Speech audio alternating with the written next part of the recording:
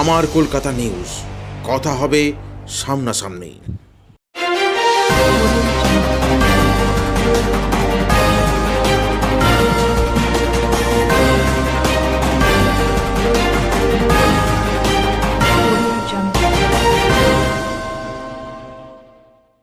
রাতের অন্ধকারে গঙ্গার চরের মাটি কাটা হচ্ছে, জানে না প্রশাসন।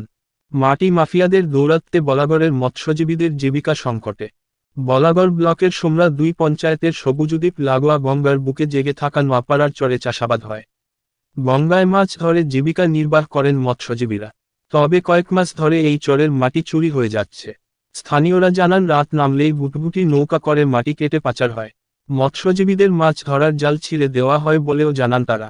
প্রতিবাদ করতে গেলে তাদের হুমকি দেওয়া হয়। প্রাণ সংশয়ে তারা ভয়ে কিছু বলতে পারেন না। পঞ্চায়েতের বিরোধী দলের সদস্য সিপিআইএম নেতা নারায়ণচন্দ্র দাসের অভিযোগ, সারা রাজ্য জুড়ে এখন মাটি মাফিয়াদের দৌরাত্ম্য রয়েছে। এখন তো তারা হুমকি দেবে। হুমকি এখন তাদের সম্পদ। হুমকি বাদে কিছু করতে পারে না। কবজির জোরেই সমস্ত কাজ করছে। কিছু পুলিশের সাথে যুক্ত আছে, না হলে চোখের সামনে থেকে ডাম্পার যাচ্ছে, দুর্ঘটনা হচ্ছে। পুলিশ কিছু করতে পারছে না। সোমরা 2 পঞ্চায়েতের প্রধান ময়না মুর্মু বলেন, এর আগে একজন এই বিষয়টি জানিয়েছিলেন। আমরা পুলিশকে জানাতে বলেছিলাম। আমরা জানতাম মাটি কাটা বন্ধ হয়ে গেছে, তবে আবার শুনছি মাটি কাটা হচ্ছে। আমরা খুব শিগগিরই ব্যবস্থা নেব। মৎস্যজীবী তা মাছ ধরে খায়। রাত্রে 2-2:30টার থেকে বোট চলছে, মাটি গঙ্গার পার কেটে নিয়ে চলে যাচ্ছে। পার কেটে যাওয়া যদি আমরা মাছ ধরি, মাছ ধরার পরে বোট গেলে যাওয়ার পরে যা উত্তরাসে হচ্ছে, আর মাছ পাচ্ছি না, তাতে আমাদের চলছে না। কারণ জলের ঢেউ হলে চলে না, দুভাবে মাটি ইনলেভেলে কাটছে। প্রভাবশালী মানুষ, কিছু মানুষ আছে, তারা এর সঙ্গে আছে। তাদেরকে যদি বলি, তারা কোনো গুরুত্ব নিচ্ছে না, চলে যাচ্ছে। বলছি, এই যে মাটি কাটছে, কারা কাটছে? কিছু এখানকার প্রভাবশালী কিছু মানুষ আছে। কখন কাটছে? রাতের অন্ধকারে, রাত্রে 2-2:30টার সময় আসছে, সকাল 7টা সাড়ে 7টার সময় কাটছে, চলে যাচ্ছে। এগুলো তো সব গঙ্গার পাড়ের জমি? সব গঙ্গার পাড়ের জমি, মানে সরকারি জমি? সব সরকারি জমিগুলো। সরকারি জমি রাতের অন্ধকারে এরকম মাটি কেটে নিয়ে চলে যাচ্ছে? হ্যাঁ, চলে যাচ্ছে। কেউ কিছু বলার নেই। প্রশাসন দেখছে কি? হ্যাঁ, প্রশাসন দেখেও কিছু বলবে না মনে হয়। প্রশাসন দেখছে কি দেখছি না, প্রশাসন জানে এটা। তা আমরা গঙ্গায় মৎস্যজীবী মাছ ধরি, যদি কাউকে বলতে যায় এরকম আমার ক্ষতি হচ্ছে, উল্টো গরম, কোনো কথা শুনছে না। তোর একটা বাঁশ ভেঙে গেছে, একটা বাঁশ তোকে দিয়ে দেবো, একটা বাঁশের দাম 200 টাকা নেয়, দেয় 200 টাকা। একটা লেবার দিয়ে বাঁশ কাটতে গেলে 500 টাকা। আর একটা বাঁশ কাটতে গেলে 2-3 দিন কামা হয়ে যায়। এই 2-3 দিন একদম বেকার বসে যায়, কাজ পুরো বন্ধ হয়ে যায়। খাস জমি আমারও একটুখানি আছে, ওই নিয়ে টুকটাক করে চলি। কি চাইবেন আপনারা? আমরা চাইছি বন্ধ হোক, এই কাজটা বন্ধ হোক। এখানে সাধারণ মৎস্যজীবী কিছু করে যিনি খেতে পারে। মানে এই মাটি কাটাটা বন্ধ হোক? হ্যাঁ, মাটি কাটাটা পুরো বন্ধ হোক।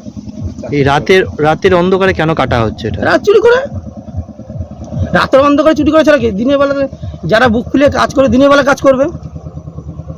রাতের অন্ধকারে মানে রাত 1:30-2টোর সময় মাটি কাটবে, তার কি বলা? চুরি চুরির সাথে কিছু না। এই খবরটা একজনই জানিয়েছিলেন যে এইরকম আমার জমি থেকে যে মাটি কেটে নিয়ে যাচ্ছে। তা ওনাকে বলা হয়েছিল যে আপনারা থানায় জানিয়ে দিন। উনি থানায় জানিয়েছিলেন। তারপরে আমরা ভেবেছি হয়তো বন্ধ হয়ে গেছে মাটি কাটা। আমাদের কাছে আর কোনো রিপোর্ট আসেনি। তা এখন আমরা শুনতে পাচ্ছি যে হ্যাঁ, মাটি কাটা হচ্ছে। এটা নিয়ে আমরা খুব তাড়াতাড়ি ব্যবস্থা নেব। মানে স্থানীয়রা বহুবার নাকি পঞ্চায়েতে এসে অভিযোগ করেছেন, কিন্তু তারপরেও কোনো ব্যবস্থা নেওয়া হয়নি বলে অভিযোগ করছেন তারা। না, সেই রকম একজনই এসেছিলেন। আচ্ছা, এবং তাদেরকে হুমকি দেওয়া হয় এটা বারণ করা হলে? যারা মৎস্যজীবী বা সেখানে মাঝি রয়েছেন তারা অনেক সময় বারণ করেন। সেই রকম রিপোর্ট তো আসেনি। যদি হয়ে থাকে তাহলে সেই ব্যবস্থা আমরা তো খুব তাড়াতাড়ি নেব। আপনারা কি প্রশাসনকে জানিয়েছিলেন বিষয়টা, যে এই যে মাটি কাটা হচ্ছে, কোন প্রশাসনকে, পুলিশ প্রশাসনকে জানিয়েছিলেন? না, জানানো হয়নি। সেরকম রিপোর্টই তো আসেনি। মানে এইবার কি ব্যবস্থা নেবেন আপনারা? এবার আমরা খুব তাড়াতাড়ি যা ব্যবস্থা নেওয়ার তাড়াতাড়ি নেব। হ্যাঁ, এটা তো একটা মাটি মাফিয়া, তো সারা পশ্চিমবঙ্গব্যাপী এখন তো মাটি চোর, কয়লা চোর, বালু চোর, তারপরে আপনার পাথর চোর, এটা তো চলছে। তা মাফিয়ারদের তো একটা অসুবিধা হবেই, তারা তো সেটা নিয়ে তো আপনার প্রতিবাদ করবেই, তাদের হুমকি দেবে। হুমকি তো তাদের এখন সম্পদ, হুমকি বাদে তারা কিছু চলতে পারে না, কারণ কবজির জোরেই তারা কিন্তু মানে সমস্ত কিছু কাজকর্ম পরিচালনা করার ব্যবস্থা করছে। পুলিশের নাকের ডগায় এইভাবে এটা কাটা হচ্ছে। না না, এখানে তো কিছু কিছু, সব পুলিশের কথা বলবো না, কিছু কিছু পুলিশের সাথে যুক্ত নয় এটাও কিন্তু বলা যাবে না, এটাও আছে।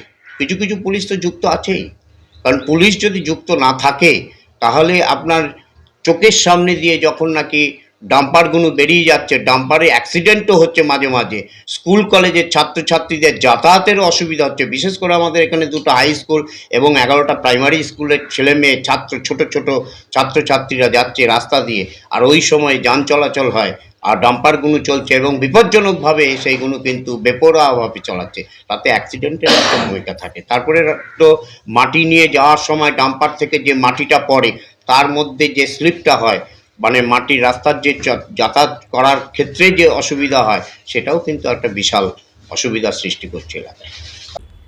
আমার কলকাতা নিউজ, কথা হবে সামনাসামনি।